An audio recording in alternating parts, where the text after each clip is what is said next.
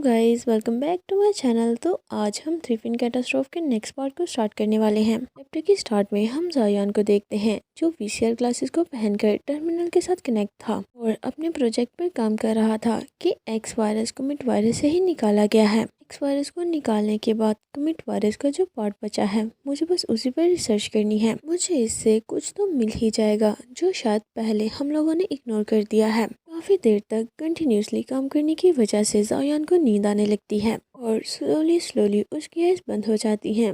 जैसे ही उसकी आइज़ बंद होती हैं तो वो अपने सबकॉन्शियस में पहुंच जाता है। वहां पर वो उसी ब्यूटीफुल ओशन वाली जगह पर था। इस टाइम ओशन में फ्लोट करते हुए काफ़ी ज़्यादा रिलैक्सिंग फील कर रहा था कि काफ़ी देर हो गई मुझे इतना रिलैक्स्ड फील किए हुए। ये सोचते हुए उसकी नज़र एक साइड पर पड़ती है जहाँ पर कर्नल बर्टन खड़े दूर से उसे ही देख रहे थे, जिन्हें अपने सामने देखकर जायान थोड़ा चौंक जाता है और फिर उनकी तरफ अपना हाथ बढ़ाकर उन्हें अपनी तरफ बुलाने लगता है कि हाइन, मेरे क्लोज आओ, मेरे और ज़्यादा क्लोज आओ। जिस पर कर्नल बर्टन थोड़ा सैड मन से उससे पूछते हैं, तुम मुझे अपने क्लोज क्यों बुला रहे हो जब इससे पहले तुमने मुझे किस की थी?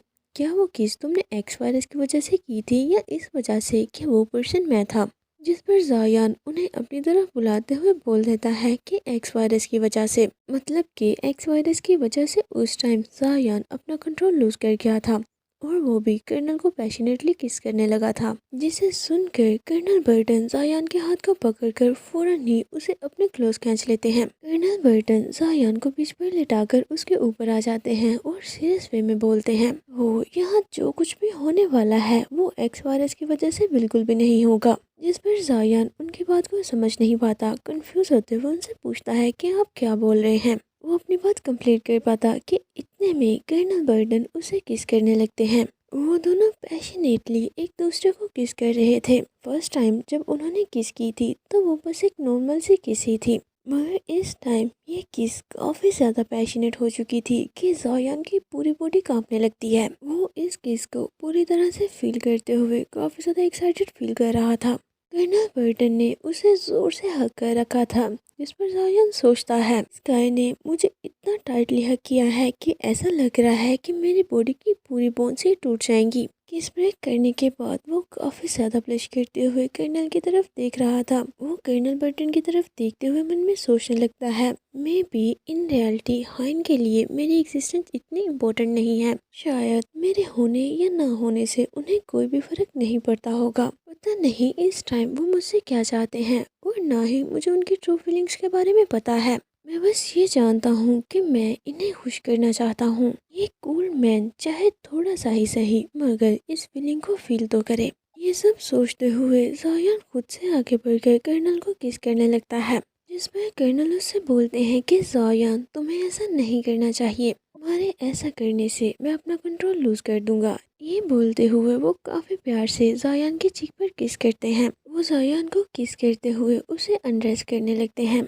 कर्नल, आप चाहे जितना मर्जी होल्ड कर लो लेकिन आप ऑलरेडी ही कंट्रोल लूज कर चुके हैं। गाइस, आप सभी को क्या लगता है? कर्नल उसके सामने आते हुए उससे बोलते हैं कि मेरा नाम लो, जिस पर जायान भी बिना किसी हेजिटेशन के बोल देता है, हाइन। जायान के मुंह से अपना नाम सुनकर कर्नल काफ़ी ज़्यादा ब्लश करने लगते हैं और उसे टच करते हुए बोलते हैं, मैं सच में तुम्हें होल्ड करना चाहता हूँ मगर मैं तुम्हें डिस्ट्रॉय कर दूंगा और मैं ऐसा करना नहीं चाहता। पर जायान उससे पूछता है, क्या आप अपनी मेमोरीज की वजह से मुझे दिखाई दे रहे हैं जो लास्ट टाइम आपने मेरे सबकॉन्शियस में छोड़ी थी, या ये मेरा कोई इल्यूजन है? ये क्वेश्चन सुनकर कर्नल के एक्सप्रेशंस थोड़े चेंज हो जाते हैं। वो थोड़ा सीरियस होते हुए उससे बोलते हैं, क्यों ना तुम खुद इस क्वेश्चन का आंसर करो। आपको क्या लगता है कि कर्नल बर्टन का वहाँ होना क्या एक इल्यूजन है या कोई इन्फॉर्मेशन, या इसके अलावा कर्नल बर्टन जायान के ब्रेन को कंट्रोल कर रहे हैं? जल्दी जल्दी से कमेंट बॉक्स में अपना आंसर लिखें। कर्नल का ये बोलना ही था कि रियलिटी में जायान एक झटके के साथ अपनी आइज को ओपन करता है क्योंकि कर्नल शेरन ने उसके वीसीआर ग्लासेस को उतार दिया था। वो जायान से बोलते हैं, तुम तो बहुत इम्प्रेसिव हो, टर्मिनल के साथ कनेक्ट करके सच में तुम सो रहे थे। अगर इस स्टेज में ब्लॉकर्स तुम पर अटैक कर देते तो तुम उनका कुछ भी नहीं बिगाड़ पाते।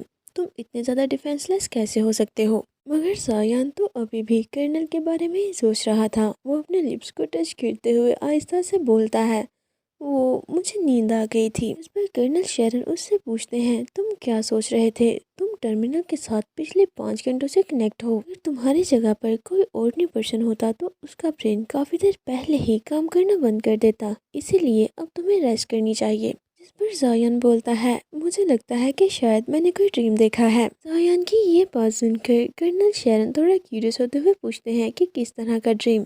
जिस पर जायान पहले तो उन्हें बताने लगता है और फिर उन्हें बोलता है, नहीं मुझे याद नहीं है। जिस पर कर्नल शेरन की नज़र उसकी लोअर बॉडी पर जाती है, क्योंकि जायान कर्नल बर्टन की टीम की वजह से काफ़ी ज़्यादा एक्साइटेड हो चुका था। जिसे देखते हुए कर्नल शेरन स्माइल करके बोलते हैं, ओह ऐसा लगता है कि वो ड्रीम काफ़ी ब्यूटीफुल था। जिन्हें ऐसे खुद को देखता देखकर अब जायान की नज़र भी वहाँ बढ़ जाती है, जिसे देखकर वो काफ़ी ज़्यादा एम्बेरस हो जाता है। वो जल्दी से अपने दोनों हाथों से अपना फेस कवर कर लेता है और सोचने लगता है, ओह डैम इट, जेन मुझे इस हालत में कैसे देख सकता है।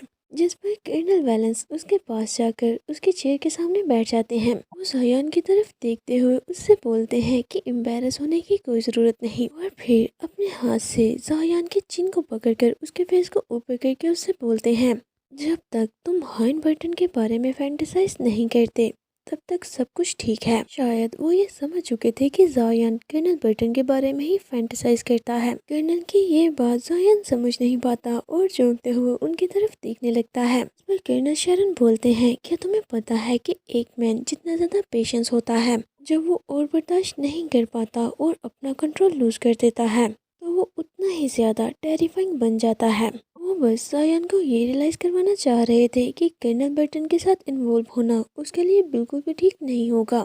इस पर जायान थोड़ा सीरियस होते हुए उससे बोलता है, इन सब चीज़ों का कर्नल बर्टन से क्या ताल्लुक है। जिस पर कर्नल शेरन जायान के चिन को पिंच करते हुए उससे बोलते हैं, क्योंकि सोते हुए तुम उसका नाम ले रहे थे, रिस्पेक्ट के साथ नहीं, जैसा कि तुम नॉर्मली बोलते हो कि कर्नल बर्टन, बल्कि तुम बोल रहे थे हाइन। जिस पर जायान कर्नल के हाथ को खुद से दूर झटकते हुए बोलता है, लेफ्टिनेंट कर्नल शेरन, आपका जोक बिल्कुल भी फनी नहीं था। जिस पर कर्नल शेरन स्माइल करते हुए उससे पूछते हैं, क्या तुम गुस्सा हो गए। जिस पर जायान गुस्से से वहां से उठकर जाते हुए बोलता है, आज के लिए इतना काफ़ी है, अब मैं रिसर्च कंटिन्यू करने के मूड में नहीं हूँ। जिस पर कर्नल शेरन भी उसे फॉलो करते हुए उसके साथ साथ जाने लगता है और पूछता है कि आज हम डिनर करने कहाँ जा रहे हैं। जिस पर जायान मन में सोचता है, जब भी तुम मेरे आसपास होते हो तो मैं कंफर्टेबली खाना नहीं खा सकता। असल में तो जायान बहुत ही एम्बेरस था।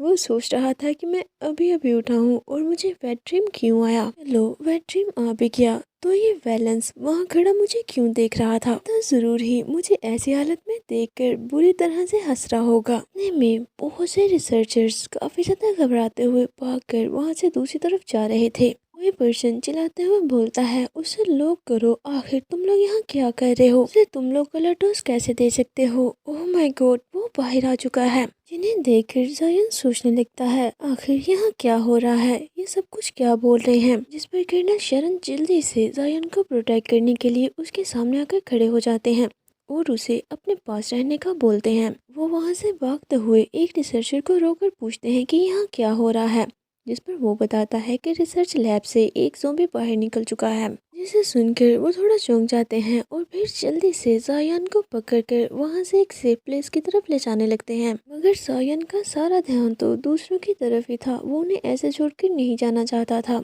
जैसा कि हम सभी जानते हैं कि जायान को लोगों को ऐसे पीछे छोड़ना नहीं अच्छा लगता। वो भागने की बजाय उनके साथ रहकर मरना प्रेफर करता है। मगर कर्नल शरण तो उसे वहां से खींचते हुए एक रूम में ले जाकर डोर को बंद कर लेते हैं।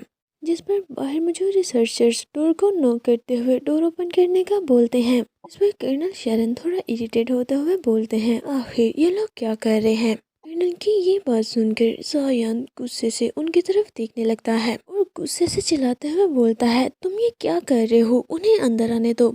मगर कर्नल शरण नॉर्मल वे में बोलते हैं कि मैं ऐसा क्यों करूं, अभी इन लोगों की गलती की वजह से ही बाहर घूम फिर रहा है, तो इन्हें भी इसकी रिस्पॉन्सिबिलिटी लेनी होगी। इस पर जायन गुस्से से बोलता है, मगर एक ज़ॉम्बी को हैंडल करना तो तुम्हारे लिए बड़ी बात नहीं है, तुम ऐसा क्यों नहीं कर रहे। पर कर्नल शरण बोलते हैं कि मैं ऐसा क्यों करूं, ये उनकी गलती है और उन्हें ही इसके लिए पे करना होगा।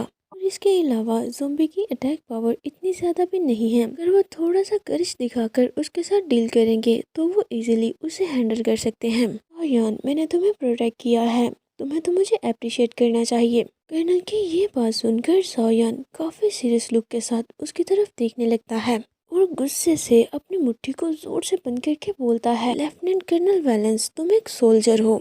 इस पर कर्नल शेरन से बोलते हैं कि मुझे मिलिट्री रैंक के साथ मत बुलाओ, मेरी ड्यूटी तुम्हें प्रोटेक्ट करना है, ना कि दूसरों को। मगर जायान तो आगे बढ़कर वहां से जाने लगता है। इससे पहले कि वह डोर ओपन करता, कर्नल शेरन उसके हाथ को पकड़कर उसे रोक लेते हैं कि चलो जायान एक बेट लगाते हैं। जिस पर जायान उससे बोलता है, तुम अभी भी बेट के मूड में हो। मगर कर्नल शेरन को तो इन सब चीज़ों से कोई भी फर्क नहीं पड़ रहा था। वो जायान के फेस को टच करते हुए उससे बोलते हैं, इस डोर को ओपन कर सकते हो, इस डोर को ओपन करके तुम बाहर जा सकते हो, मगर अगर तुम उस ज़ॉम्बी को अकेले ही हैंडल ना कर पाए तो आज रात तुम मेरे हो। मैं तुम्हें होल्ड करूंगा और किस करूंगा। मेरे साथ रहना इतना भी स्केरी नहीं है जितना कि तुम सोचते हो। जिस पर जायान एक नजर कर्नल की तरफ देखता है और फिर अपने फेस को टर्न करके उससे बोलता है, लेफ्टिनेंट, मुझे उकसाना बंद करो। अगर अब भी तुम्हें थोड़ा सा भी सोल्जर का ऑनर बाकी है तो अपनी ड्यूटी पूरी करो। इस पर कर्नल शेरन रिप्लाई करते हैं, तुम्हें प्रोटेक्ट करना और तुम्हारे साथ सोना दोनों चीजें एक दूसरे से इतनी भी डिफरेंट नहीं है। तो क्या तुम बेट लगाना चाहते हो? जिसे सुनकर जायान कर्नल की तरफ देखता है और फिर स्माइल करते हुए बोलता है, लेफ्टिनेंट, मेरे साथ बेट लगाकर तुम रिग्रेट करने वाले हो। ये बोलते ही वो जल्दी से डोर के साथ लगे एक बटन को प्रेस कर देता है, जिससे उस रूम में लगा एक बॉक्स ओपन हो जाता है। उस बॉक्स में एक गन थी। जायान आगे बढ़कर उस गन को पकड़ लेता है और कर्नल से बोलता है, लेफ्टिनेंट, आपकी नज़रों में मैं लैब में काम करने वाला बस एक रोगी हूँ। इसने आज तक ब्लड नहीं देखा, लेकिन ये लैब भी एक बैटलफील्ड की तरह ही है और डोर के दूसरी तरफ मेरी आर्मी के कमांडर्स हैं। इस पर कर्नल शेरन से पूछते हैं, तुम्हारे हाथ में जो गन है क्या ये कैलिब्रेट है? तुम खुद को हर्ट कर लोगे। मगर जायान तो गन लेकर सीरियस लुक के साथ उनके सामने खड़ा हो जाता है और उन्हें वहाँ से हटने का बोलता है। जिस पर कर्नल शेरन साई करते हुए उससे बोलते हैं, तुम बेवकूफ़ी कर रहे हो, और वो वहाँ से हट जाते हैं।